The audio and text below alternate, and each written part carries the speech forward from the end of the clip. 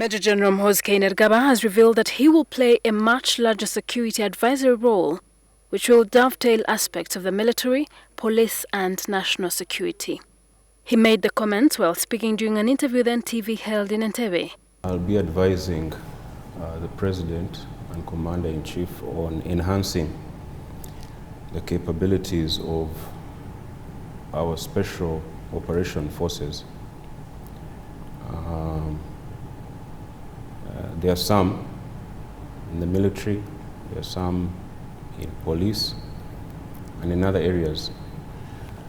But there'll also be an element of national security as well, advice on national security. And also when I was a commander of SFC, I was focused on that formation. But now, when you talk of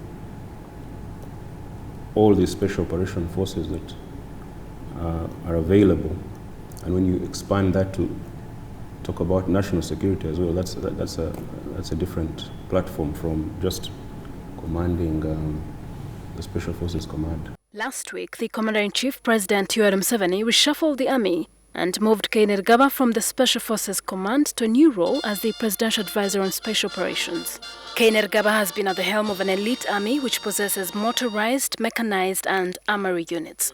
The unit also guards the President and key security installations. The SFC has gradually morphed from the Presidential Protection Unit under Akanga Byarhanga to the Presidential Guard Brigade and finally to a fully fledged fighting force. With its disposition towards restoring sanity in the volatile Great Lakes and the restive Horn of Africa enclave, the Special Forces Command continues to grow in combat experience. Our work with regards to infrastructure development, which we have achieved a lot in the time I was in command. We have done a lot to tackle issues like improving accommodation, improving training facilities. So that's a big achievement. However, critics believe Kainerugaba's military trajectory is not by accident, but by design. A coterie of young cadet officers, Intake 6, graduated on September 21, 2000, at the Gaddafi School of Infantry. Amongst them was Kainerugaba, who joined the elite Sandhurst and Fort Leavenworth military academies. Some observers believe that the military seeds planted in Kainerugaba will later sprout and help him to ascend to the presidency as part of a carefully calibrated plot orchestrated by his father. It's a theory he discounts. That so-called project is non-existent. It simply does not exist. As a presidential advisor, Kainerugaba will have the modicum of freedom to understand the rough and tumble of elective politics while keeping an eye on security. Observers believe this will give him a deep understanding of civil relations after spending over 16 years in the army. As far as this new position, preparing me for politics, I think that's what you're trying to say. I don't think that's the case, because I know, and most people know, the path to politics. It's different from the one I'm on right now.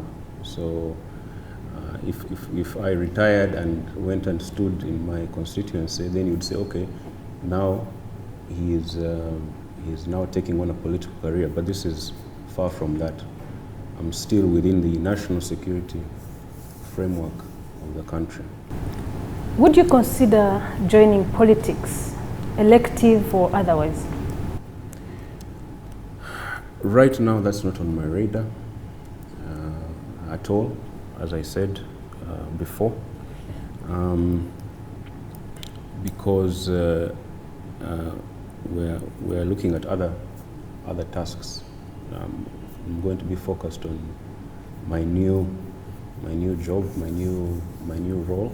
I'm not considering a political career right now. A viewer will say you're not considering it right now, but you could consider it. Again, we're back to hypotheticals. I don't like dealing in hypotheticals. There are fears that even as he takes on his new role, he will still oversee the SFC under what many believe is his protege, Colonel Don Nabasa. No, things don't operate like that. The new commander is experienced, he is capable, he has had a long period of time within PPU, PGB, SFC, so he knows what the work entails. He doesn't need somebody looking over his shoulder. He will have full command as the commander. If he asks for advice, I'm always willing to provide advice to anybody, not only my successor. I also asked him about the role of the army in the country's politics. You cannot have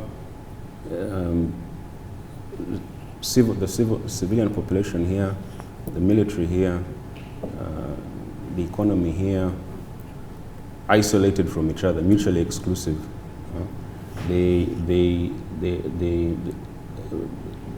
way the world looks at national security now is that all things are connected. There's interconnection. So if you say from partisan politics, yes, but you cannot divorce security from